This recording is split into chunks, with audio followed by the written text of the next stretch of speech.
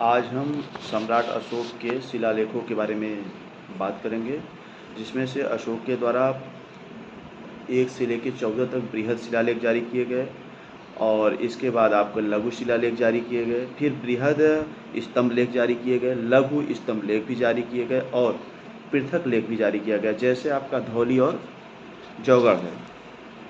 हम आज 1 से 14 तक बृहद शिलालेखों की चर्चा करेंगे, जिसमें अशोक के द्वारा कुछ विशेष चीज़ें कही गई।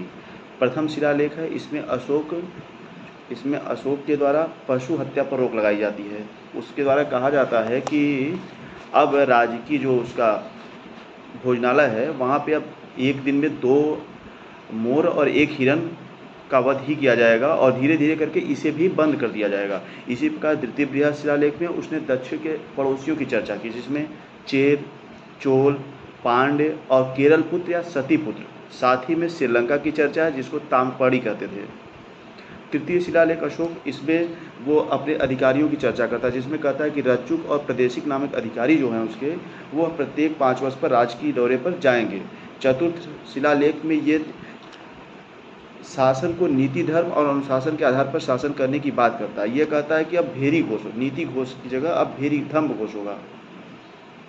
ये चौथे बृहद शिलालेख में कहता है। 5वें बृहद शिलालेख में राज्याभिषेक किया 13वें वर्ष जारी किया गया। राज्याभिषेक के 13वें वर्ष में धम्म महामात नामक अधिकारी की नियुक्ति करता है। इनका कार्य क्या था? जनता के बीच जो धार्मिक सद्भावना है, क्लेश है, उसको कम के धार्मिक सद्भावना को बढ़ावा देना। यह आपका 5वें शिलालेख में दिया गया। और 6वां शिलालेख जनता को संबंधित 6वां शिलालेख में यह कहता है कि जो अगर जनता संबंधी कोई सूचना है तो मैं कहीं भी रहूं, मुझे तुरंत उसकी सूचना उपलब्ध कराइए। ये 6ठे शिलालेख में कहता है। 7वें में कहता है प्रजा में आपसी सहयोग होना चाहिए, इसकी चर्चा करता है। और 8वें शिलालेख में यह धर्म यात्राओं की चर्चा करता है। यह कहता है कि मैंने कुल 256 रातें धर्म यात्राओं में बिताई हैं। ये अपनी यात्रा के 10वें वर्ष में सर्वप्रथम वो बोध गया जाता है, जहाँ पे महात्मा बुद्ध को ज्ञान प्राप्त हुआ था। इसी प्रकार आपका 9वां शिलालेख है। यहाँ पर वह जनता से अपील करता है कि आप दासों और नौकरों से अच्छा व्यवहार करें तथा ब्राह्मण, श्रमण, इनके बातों को माने, आदर करें। 10वें शिलालेख में वह कर्मकांडों की निंदा करता है और धम्म की महात्मा को बताता है। कर्मकांडों की 10वें शिलालेख में निंदा करता है और फिर धम्म की महात्मा को निंदा करता है। इसी प्रकार 11वें शिलालेख में यह धम्म के दान को श्रेष्ठ बताया है। सबसे श्रेष्ठ दान क्या है? धम्म का दान है। इसी प्रकार 12वें शिलालेख में धार्मिक सहिष्णुता पर बल देता है यह, और कहता है कि दूसरे धर्म की निंदा नहीं की जानी चाहिए, बल्कि उन दूसरे धर्म का क्या करो? सम्मान करो आप। इसी प्रकार 13वां शिलालेख है, जिसमें वो बहुत सारा ये महत्वपूर्ण है। 13वां शिलालेख महत्वपूर्ण है आपको, इसमें कलिंग युद्ध की चर्चा है।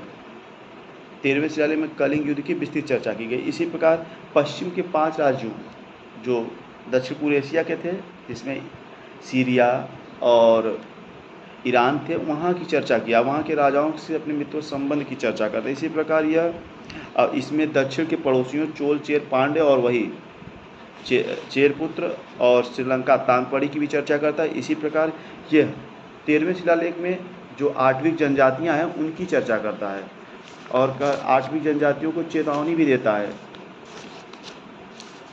8वीं जनजातियों को चेतावनी देता है जो डाहल क्षेत्र में था इतिहास काल में। जो आपका डाहल क्षेत्र जो है इतिहास काल में था, यह आपका मतलब राजमहल की पहाड़ियों से लेकर जबलपुर तक के बीच का क्षेत्र को डाहल क्षेत्र कहते इतिहास काल में।